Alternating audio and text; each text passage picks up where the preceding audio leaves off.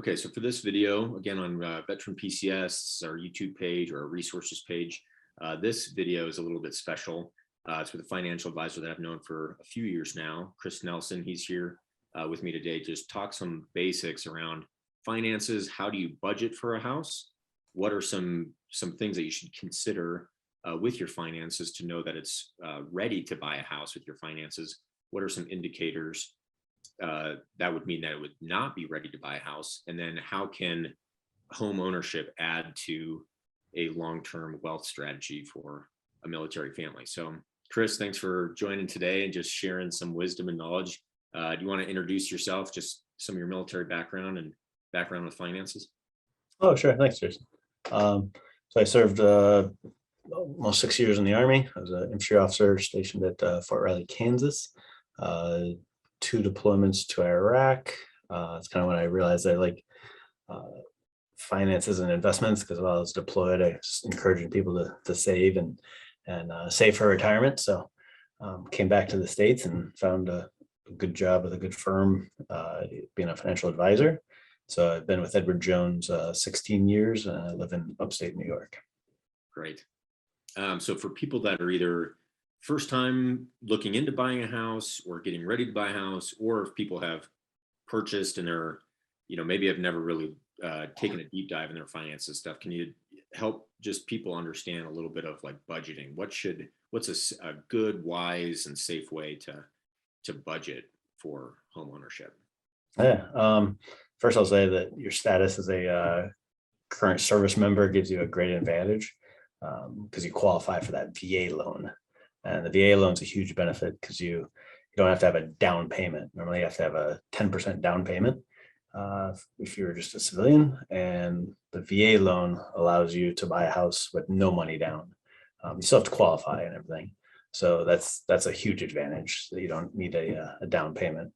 In terms of budgeting, the general rule is that your home expenses shouldn't exceed 33% of your income. So just keep that in mind. 1/3 of your income would go towards, your living accommodations. And that would include your mortgage, your taxes, you have HOA fees or maintenance on it, if you have to pay to have the lawn mowed or anything, and also homeowners insurance. So lump all those together, and you don't want it to be more than 1/3 of your pay. So for example, if your monthly income is $4,000, and that includes BAH, then you could afford a home that costs about $1,300 a month. So keep that in mind. That 1/3 rule is a good benchmark.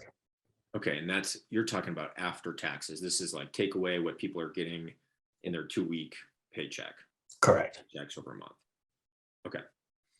So how about, if somebody has some questions around like what should their finances look like, in terms of savings or credit cards, all these things, like what are some good measures of what their finances should look like to know that it's safe or it's a good decision to enter into homeownership?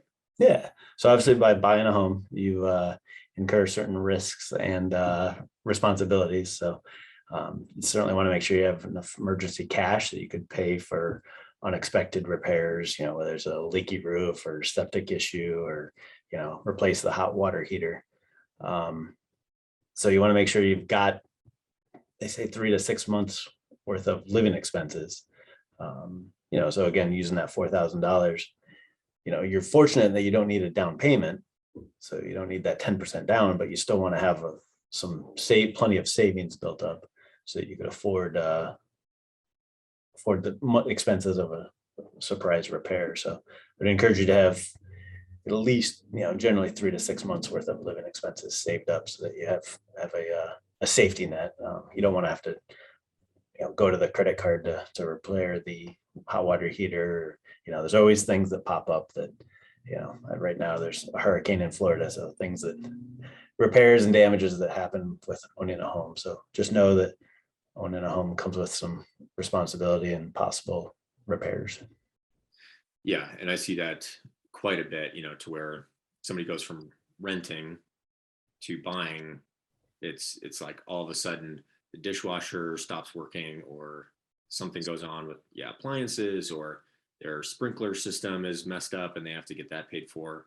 And there's always things that happen with home ownership. It can be a little daunting once you get into it, but I heard a new one, lead paint. I knew somebody that bought a house and then found out they had lead paint in their house, so they had to have that remediated, oh yeah. which is not in the budget. So homeownership does come with some risk.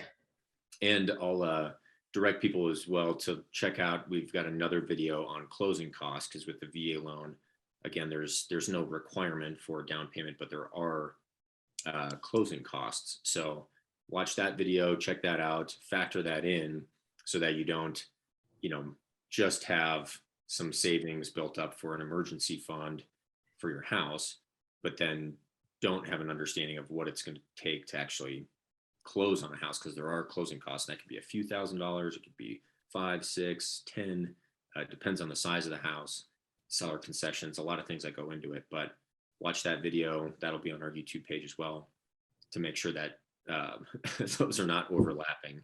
So that And a lot of times when you're buying a new house, you're going to want to repair or improve something, remodel a bathroom. So, you can never have enough cash set aside to do some of those improvements upon, because it's nice to make it your house or do something to improve it yourself. Right. So how about some indicators that would mean that it's not smart to buy a house? Yeah, if you have credit card debt, usually that means you're, not covering your expenses on a monthly basis. If you're, not paying it off at the end of every month, that just, it's good to have. It's good to use. It's not bad to use your credit card. It's just not good if you're not able to pay it off at the end of every month. So by owning a house, you've got some certainly unexpected expenses. So I definitely would encourage you to get the credit card paid off, both from a budgeting perspective and from just your credit score too. It'll help improve your credit to be paying off your credit card on a monthly basis.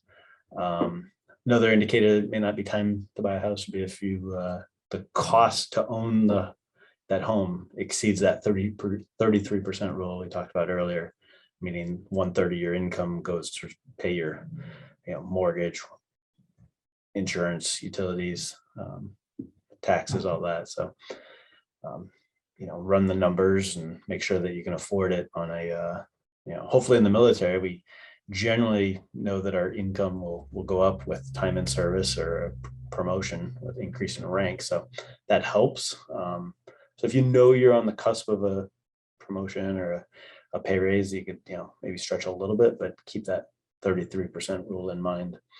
And then if another indicator that it's not a good time to buy a house is if you couldn't afford a $5,000 or $10,000 expense, one of those unplanned for maintenance repairs. That's if you have to put on the credit card, that's probably not a good short-term solution. So you always want to have that little cash buffer, like you said, for both closing costs, maintenance, renovations. So can't stress enough that you want to build up your savings to buy a house, because now the burden's on you. Right. Okay. So then last question would be, just getting to know you over a few years, that, real estate's been something that you've certainly taken advantage of as far as like a wealth building strategy. How can that, for a military family that's, or person that's considering home ownership, how can that aid or help with wealth building for the future? Yeah, real estate's certainly a great asset. It doesn't fluctuate every day like the stock market, so you can't open up your account and see that it's gone up or down. It just, you're making your payment every month and building up equity. So one great strategy to improve yourself is to make an extra mortgage payment every year. So instead of making 12 payments, your monthly payment, just send them an extra payment. Make sure you tell them to apply it to the principal, because that'll help you pay off your mortgage sooner, and it'll also save you from paying interest charges. So you can, if you had a 30-year mortgage, you can actually if you make that one extra payment, you'll have your mortgage paid off in 21 years instead of 30 years. So it's a great advantage there. Another strategy for military personnel often employ is to buy a house at each duty station. If every time you get stationed somewhere else, I know a few people that just buy it, and then when they leave, they turn that into a rental. Now, I know there's some VA considerations of, if it's not your primary residence, but that's a great year, and in a 20-year career, you could build quite a sizable real estate portfolio. Certainly Yeah, I comes had with a challenges. worked with yeah, a couple recently, just for kind of an example, you know, on that. They had purchased a house. It was about 8 years ago, um, and they purchased it for, around like 300 grand or something. So their payoff, after 8 years was in the low 200s or something like that. And then we sold the house for over 600,000. Um, so, and 8 years later. that equity, yeah, gets wired to them right after closing. And I know I didn't really understand that, when I was new in the military and stuff like that. Um, that's really how it works, is that, they were, I mean, it was like over 8 years, they were basically making like 40 grand a year in equity. So almost like a second full-time job, just owning that house, and then sold at a good time, and then had all that equity that they could use for a down payment, for like a retirement house, or for, other investment strategies and stuff like that in the future. So that I know that equity builds substantially over time. And again, I didn't really understand that or realize that, how that can just start to compile over time, from 20,000 to 100,000 to a few 100,000, and is completely separate than money that you might be putting into, yeah, savings or TSP, or, retirement accounts or something like that. So I'm sure you've seen that with, yeah, some clients and stuff like that in the past, where yeah, their equity is kind of rolled up over time until if they get out, or if they retire or something like that. Um, that's just an additional, savings or amount of money that can be applied to probably If several. you got someone else paying, as long as you got a tenant, you got someone else paying your mortgage while you're building up equity, and do that at a couple of different duty stations. If you have 2 or 3 houses, it's definitely a great way to build your assets. And then with that, if people are considering that over a long time, would you say having, that 3 to 6 month, would you apply that to, I mean, if you have 3 houses, then you should have, almost like a emergency fund. I mean, it could be one account or something like that, but take that same rule for each house. Yeah, you could probably go on the low side there too. 3 months of of expenses for the house. Because if you got somebody paying rent, but Right. again, you need to be prepared. What if it's vacant for 3 to 6 months? Now you're paying the mortgage out of your own pocket. So yeah, you'd certainly want to have a buffer, have that cash reserve set aside. Right. Yeah. Getting stuck with 2 mortgage payments could be, um, a tight spot to be in if somebody does not have the finances to back it up. So, anything else to add, or anything like that, to people that are considering this, like from a finances standpoint? No, you just can't stress the benefit of that VA loan enough. It certainly gives you an advantage of not having to have upfront 10% down, but make sure you still have money for repairs and have a cash savings. So um, you know don't be afraid to venture into the real estate. And it's yeah, I've had good experiences. My first duty station, I owned my house for 3 years, and it appreciated 20% during that time. So certainly did some repairs, but it was a good experience. Right.